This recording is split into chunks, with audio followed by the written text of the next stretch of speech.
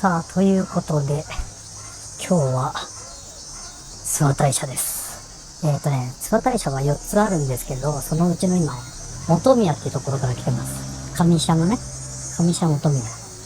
4つとも位が一緒なので、どこから回ってもいいそうです。さあ、入りますと、まずでっかい狛犬が、すごいね、あります。これ、右が社務所みたいで、本殿っていうのはないんですって、諏訪大社っていうのは。諏訪大社のご祭神は、水と風の、神様ということで、龍神とされているんで、手水社は、龍でございます。そして、名神湯っていうことで、温泉が湧いてるんですね。すごいですね。で、この辺は冬は雪が深いので、まあ、なおね、よろしいことですよね。ちょっと触ってみましょうか。なかなかですな。はい、ということで、ここから先にお参りしたくなるんですけど、実は、まあ、これが第一の御柱ですね。諏訪大社といえば7年に一度、美の年と虎の年に、御柱祭っていうのをやって、有名な、御柱を、これがね、10トンあるそうです。それを20キロ引っ張ってくるんだそうです。すごいですね。で、最初はね、この左から行くんだけど、今はね、入れないのかな？じゃあ先に、ここにね、関取がいるんですけれども、この関取さんは、江戸時代末期の長野出身の力士で、めちゃくちゃ強かったんです。すごいでしょ、この手の大きさも。ちょっと何百章って忘れちゃったんですけど、まあその雷天さんっていう方なんで、その像でございます。はい。なので、勝負にもいいんじゃないかって言われてますよね。これ上がね、布橋って言って橋になってるんですよ。で、本来は、こっから入って、その神楽殿なんですよ。その神楽殿にも、大きな今までは太鼓があってね、正月の元旦だけ鳴らすっていうね、日本で一番大きい太鼓っていうのがあるんですけども、今ね、修復中で、残念ながらここ入れないんですよね。ここにあった大きな太鼓っていうのは、子供を産みたての牛のお母さんの皮一頭分を使って作ってたということだそうで、ちょっと見たかったんだけど残念ですね。で、もう来るとわかるんですけど、この辺雰囲気が全く違うんで、すごいです。はい。で、これが第一の御柱。御柱が、4本立ってます。で、その4本が結界に、すごいな、ここ来ると鳥肌立つ。伝わるでしょこれ。まあいいや。これが第一の御柱で、もう説明も書いてある通り7年に一度ですね。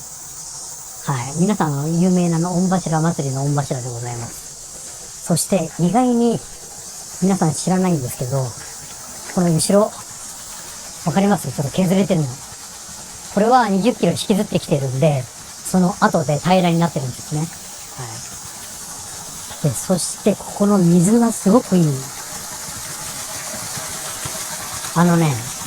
ぜひ来たらここいいと思いますよ。立ってるだけで、なんだろう。いや、すっきりするし、ずっといたい場所ですね。やっぱりここの一角、この御柱の周りの一角とこの水が出てるところ、で、こっから見るこの景色、ほら、ここを見るだけでね、ご神体ってわかりますね。すごいね、本当に杉の木もね、やっぱり神聖な場所っていうのは、ずーっとほら、ちゃんと扱われているし、人も変にね、まあ、この辺は人が入ってるから木が荒れてるんでしょうけど、素晴らしいですね。さあ、ここから行きたいところですけど、いや、これは後で行きますけど、いや、このね、山から降り注ぐ風がすごい、体中を包んで、なんか力湧いてくるって感じしますね。これ皆さんここやっぱ来ないとダメだ。来て感じてほしい場所です。ね、さっきのね、神楽殿に行けないんだけど、こっちに布橋っていうのがあるんでちょっと行ってみましょう。で、今、これ、神楽殿、でっかい太鼓があるとこが、修復中なんですよ、ここが。で、これが布橋ね。で、布橋は、まあ、後で行きますけど、本当の正式の正門っていうのはここなんですよ。で、昔、ここからね、御柱をこう入れるんですよね。だと神様がこう通るときに白い布を引いてたんですよ。だから布橋っていうやつですね。だから本来はこう回るのがいいんだけど、こっちから行ってみます。いや、ここほんと来てよかった。いろいろお宮行ってきたけど、ここのパワーすごいわ。で、日本でも最古のお宮の一つって言われてるんですよね。はい。これが布橋です。神様がお通りするときに、ここに白い布をね、引くんですよね。あ、ここもすごい。ね、これみんなほんと来た方がいい。ここのお宮すごい。で、ここに、左右に、御宝殿っていうのがこうやってあるんですけどね。御宝殿。ここは、ここに神様が入ってまして、ここも7年に一度だったかな。に、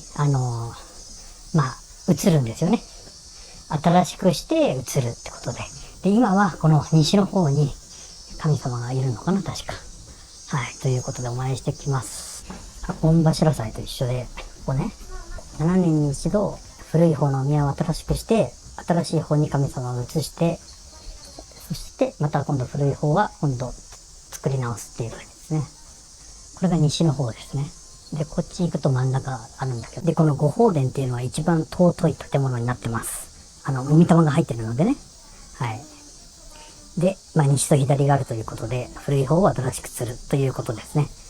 ここの門は、今は開かれてないんですけど、実は、この後ろのちょっと見づらいんですけど、望遠レンズじゃないんで、このところに屋根の上に石があるのわかるかな、苔になって。あれが、岩国とよく言われるね。あそこに神様がご鎮座したとされている、岩なんですね。石なんですね。だからここから見えますんでね、ぜひ、はい。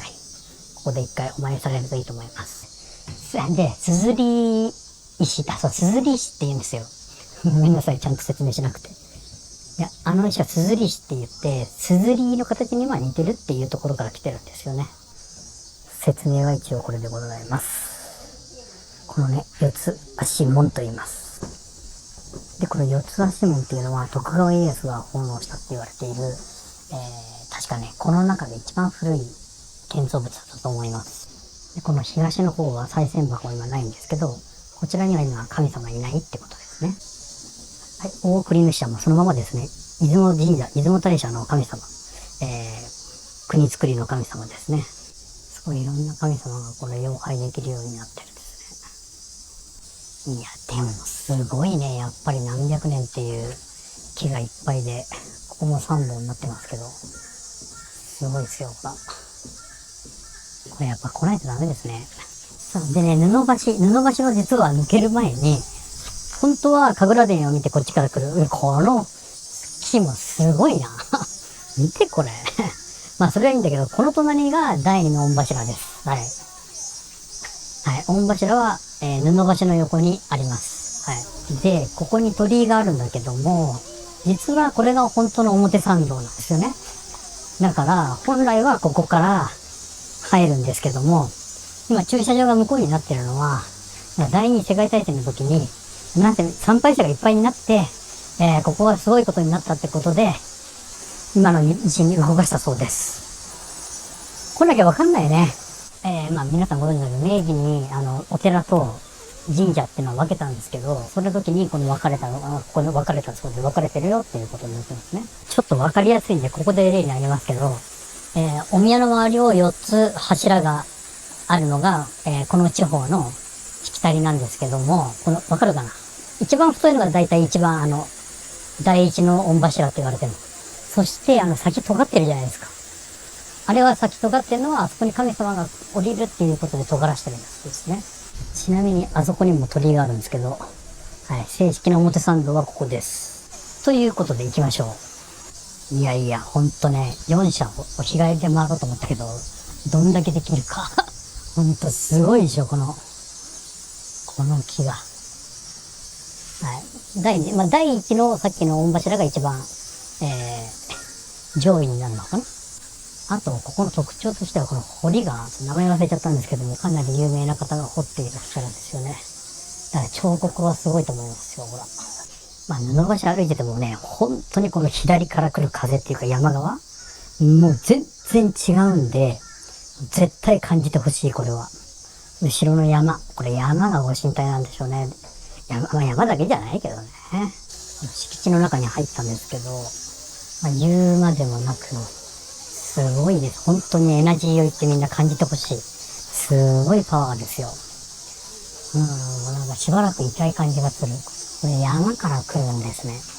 山からの風を感じてほしい。さあ、竹見中田の御事がご祭神になります。でね、先ほども言ったけど、ご本殿は持たないんですね。で、右にある山がね、守り屋さんっていうのかながあり、それがご神体なんですって。で、これは、平拝殿って言います。で、片側に片拝殿が両方にあるんですね。ちょっとわかりづらいかな。ということで、こういうところでゆっくり一人でね、やっぱいるっていうのが、まあおすすめはやっぱりね、感じて、ぼーっとするのがいいと思います。で、ここは山がご神体なんですけど、あと春宮、秋宮があるんですけど、そちらはね、木がご神体になってるということなんですよね。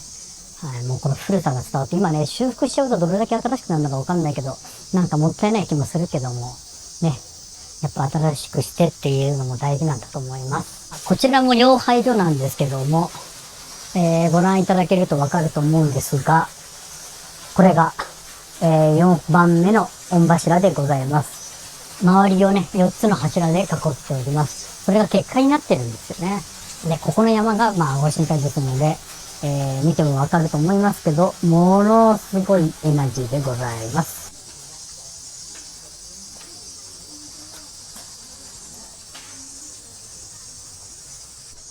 すごい、諏訪の街はすごいいいですね。見てください。はい。これ駐車場に近い方の、鳥居です。さあ、私の一番好きだったポイントは、ここでございました。1の御柱のところです。もう見るからに伝わってくれると思うんですけど、ここの水は最高でした。ちょっと相撲つながりでお話を一個しときましょう。国譲りの神話があって、天照の命を受けてね、大国主に、国を譲ってくださいっていう風に、竹槌の御事、普通主の御事が来たんですね。で、大国主も長男もいいよって言ったんだけど、竹見中田の御事が嫌がったんです。それで力比べをすることになったんですね。相撲をそれで取ったわけです。で、まあ、竹見中方の誠が負けて、ね、それでそこに見えないんですけども、土俵もあるんですよね。はい。で、その後、ここの諏訪に来たっていうことなんですよ。で、竹槌の御事はね、鹿島神宮、普通主の御事が香取神宮で今祀られておりますけど、だから、まあ、よくね、商談に負けてきた神様なんていう風な言い方もあるんですけど、はい。まあ、一応、それで相撲を取ったということです。はい。わからない人は今ね、これ見て、タッチパネルで説明が書いてあるので、それを見るといいと思います。はい。ちょっと最後、この映像を撮って終わりましょう。前宮の方に参りました。とですね、これ十貫楼と言います。鹿の頭75頭、行事をしたり宴会をしたんだそうです。